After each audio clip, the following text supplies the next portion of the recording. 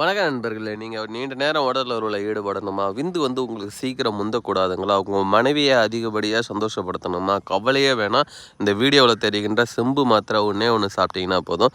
சாப்பிட்ட முதல் மாத்திரையிலேயே 1 மணி நேரத்தில் நல்ல ஒரு விருப்பத்தன்மையை ஏற்படுத்தி தருங்க. வேறு லெவல் ஒரு ப்ராடக்ட்டு.